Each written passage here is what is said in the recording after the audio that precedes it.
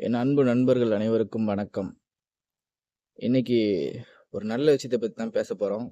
அது என்ன என்ன நல்ல விஷயம் அப்படின்னு கேட்டீங்கன்னா, சேலத்துல அம்பேத்கர் சிலை வைக்கிறதுக்கு எதிர்ப்பாக ஒரு சில நிகழ்வுகள்லாம் நீங்க பார்த்துருப்பீங்க. போராட்டம் அதெல்லாம் பத்தி. அத பத்தி நான் ஒரு பார்வையில சொல்லப் போறேன். என்ன பார்வை அப்படின்னு கேட்டீங்கன்னா, சேலத்தில் அம்பேத்கர் சிலை வைப்பதற்கு எதிராக நின்ற மக்கள்களை எதிர்த்து விடுதலை சிறுத்தைகள் கட்சி, கம்யூனிஸ்ட் கட்சியை தவிர மற்ற அனைத்து அரசியல் சமூக கட்சிகளும் ஒன்றிணைந்து அம்பேத்கர் சிலை வைக்க வேண்டும் என போராடினார்கள். இதுபோல எந்த நியூஸ் சேனல்லயும் வராது. நம்மள போல யாராவது சொன்னா மட்டும் தான் உண்டு. ஏன் அம்பேத்கர்னா விசிகா, கம்யூனிஸ்ட்டு மத்த ஒரு சில கட்சிகள் மட்டும் தான் குரல் கொடுக்கணுமா? தமிழ்நாட்டுல மத்த அரசியல் கட்சிலாம் குரல் கொடுக்காதா?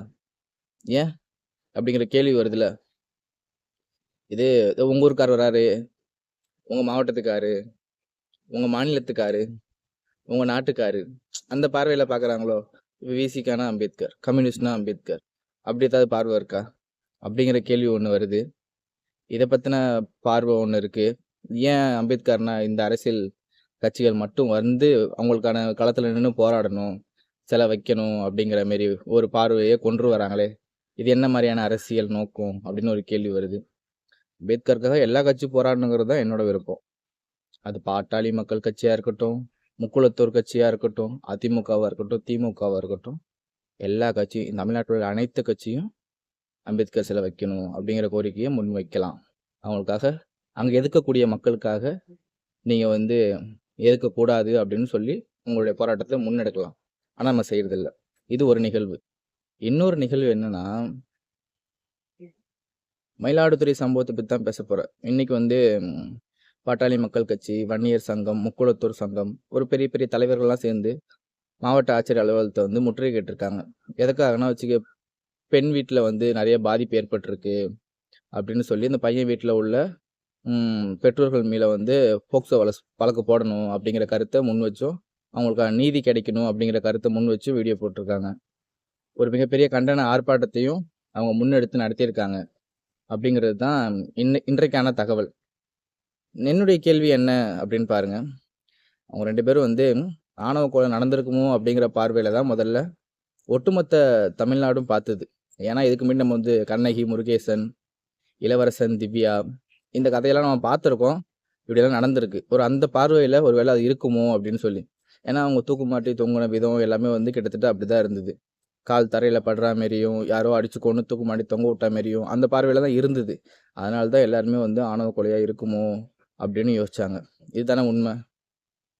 அதுக்கப்புறம் ஒரு கட்டத்துக்கு மேல அது வந்து ஆணவ கொலை இல்ல, தற்கொலை அப்படிங்கிறத ரிப்போர்ட் மூலியமா எல்லாருமே பார்த்தோம். அதுக்கப்புறம் வந்து எல்லாருமே அமைதி ஆயிட்டாங்க. இப்ப என்ன போராட்டத்த முன் வச்சிருக்காங்க அப்படின்னு கேட்டீங்கன்னா, நான் சொன்ன மாரி இந்த ஸ்டேட்மெண்ட்லாம் அவங்க வந்து ஒரு கோரிக்கையா வச்சு, அவங்க ஒரு கருத்த முன் வச்சிருக்காங்க. எனக்கு என்னோட கேள்வி என்னன்னா, ஒரு 2 பேர் வந்து சந்தேகப்படுற அளவுக்கு தூக்கு போட்டு இறந்திருக்காங்க அப்படின்னா, அது ஏன் ஆணவ கொலையா இருக்குமா? அப்படிங்கிற பார்வையில பாட்டாளி மக்கள் கட்சி பார்க்கல அப்படிங்கிறது தான் என்னோட கேள்வி. அவங்க ஏன் வந்து அத வந்து ஒரு ஆணவ கொலையா நினைக்கல அப்படிங்கிறது தான் என்னோட கேள்வி. சம்மந்தம் இல்லாத கேள்வியா இருக்கா? சம்மந்தம் இருக்கு. ஏன்னா போனது உசுராச்சே. சாதிய உசுரெல்லாம் இல்ல. மனுஷ உசுரு தான். அதனால நான் வந்து இந்த பார்வையில தான் பார்க்கணும்னு நான் என்னுடைய கருத்த சொல்றேன். அவங்க பெண்ணோட வீட்ட போயிட்டு தாக்குனது அதெல்லாம் வந்து தப்பு. எதா இருந்தாலும் சட்டப்படி போயிருக்கணும். எதுவும் அவங்க மேல பொய் வழக்கு போட முயற்சித்ததும் தப்பு. அப்படி எதுவும் பண்ணியிருக்கவும் கூடாது.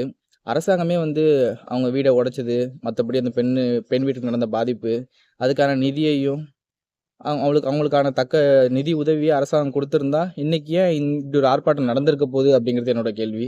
ஏன் மக்கள வந்து இந்த அரசாங்கம் போராட வச்சே பார்க்கணும் அப்படின்னு நினைக்குதுங்கிறத, இந்த இடத்துல என்னோட கேள்வியா நான் அத பதிவு பண்ணிக்கிறேன். அந்த 2 பேரும் எதுக்காக இறந்திருப்பாங்கன்னு நினைக்கிறீங்க? நம்ம பொதுவான பார்வையில பார்ப்போம். 2 பேரும் காதலிச்சிருக்காங்க அப்படின்னு சொல்றாங்க. இந்த வயசு, சின்ன வயசுல காதலிச்சது, போக்சோ இதெல்லாம் நம்மளே போட்டுட்ட சட்டம். இதெல்லாம் ஓரமா வைங்க. காதலுங்கிறது வந்து இந்த வயசுல இருந்து தான் வரணும், அந்த வயசுல இருந்து தான் வரணும்லாம் கிடையாது. அதான் உண்மை. ஆனா படிக்கிற குழந்தைங்கள காதலிக்கவே கூடாது அப்படின்னு சட்டம் சொல்லுது. அவங்க படிப்பு கெட்டு போயிடும் அப்படிங்கிற மாரி சொல்லுது. அத நம்ம ஏத்துக்கிட்டு தான் ஆகணும். ஆனா காதலிக்கிறதுக்கு இந்த வயசு, அந்த வயசுன்னு மனச வந்து கட்டுப்படுத்த முடியாது. ஒருவேளை அவங்க 2 பேரும் சாதிய காரணம் காட்டி தன்னுடைய உயிரை மாய்ச்சிக்கலாம் அப்படின்னு சொல்லி தற்கொலை பண்ணியிருந்தாங்கன்னா, அவங்க இறந்ததுக்கு அப்புறமும் அந்த சாதி தன்னோட வேலைய காட்டுது அப்படிங்கிறது தான் உண்மை. நீதி கேட்குறோங்கிற பேர்ல 2 பிரிவா பிரிஞ்சு, மக்களையும் பிரிச்சு, அவங்களுக்கு நெறைய இப்போ பொண்ணு வீட்டு சைட்லயும் சரி, பையன் வீட்டு சைட்லயும் சரி, எவ்வளோ பிரச்சனைய அவங்க சந்திப்பாங்க. அதெல்லாம் கொஞ்சம் யோசிச்சு பார்க்கணும்ல. சாதிய ரீதியா பார்ப்பாங்க, இயக்க ரீதியா பார்ப்பாங்க, கட்சி ரீதியா பார்ப்பாங்க, பிரிவினையா பார்ப்பாங்க.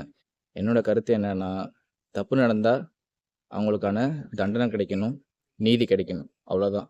அதுக்கு இந்த கட்சி தான் வரணும், அந்த கட்சி தான் வரணும்னு எந்த அவசியமும் கிடையாது. இது பத்திய கருத்துக்கள நீங்க கமெண்ட்ல சொல்லுங்க. நன்றி, வணக்கம்.